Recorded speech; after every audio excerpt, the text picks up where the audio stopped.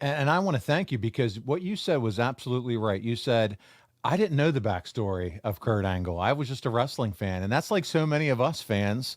Oh, yeah, he's won a gold medal. That doesn't mean I remember seeing it or ever watched it or the journey to get there. But now he's this nerd who comes out acting like Leave It to Beaver character who did win a gold medal. Obviously, very talented. But really, you start to learn about it as they go and highlight some of the things, and you learn about who he is. So I'm loving the fact that you're treating this or that early on story as the film centerpiece. I think that's really going to give depth to Kurt, to all of us as wrestling fans, in a different way than we've ever seen before. And I'm looking forward to it. Talk about the production. How did that get all put together?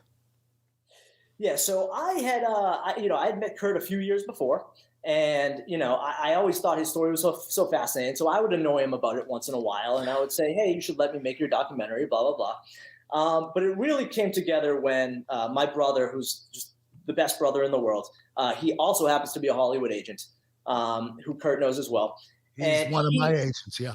yep, and his name is Adam Perry, and he introduced me to a producer named Ross Dinnerstein at Campfire Studios in Hollywood. And Ross has become one of the most prolific documentary producers in all of Hollywood. He produces about 5 to 6 documentaries a year. I'm sure you've heard of many of them. His most recent one was on the Murdoch family, Low Country on HBO. Yeah. He makes many, many docs, and he's just a massive wrestling fan.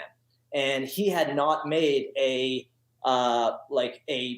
premier wrestling documentary before. And I got in touch with him through my brother, and I pitched it to him, and he jumped on board right away. And it was just really exciting for me because he is, like I said, he's just a very prolific producer. He gave me a shot, and he's just been so fantastic this whole time. We got in touch with 2 other producers named Jeremy Baylor and Ben Hada.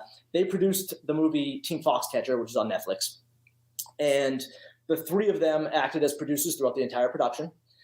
And it was a 2-year process, about a little over 2 years, I'd say, that we made it. And then I spent a whole 6 months on the music. We'll get to that later.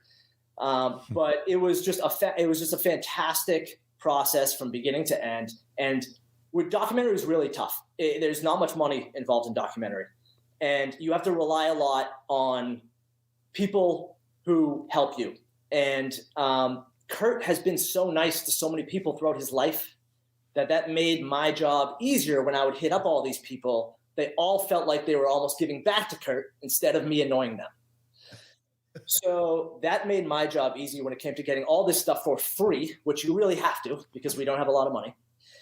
And it really made me super proud of the product we got in the end.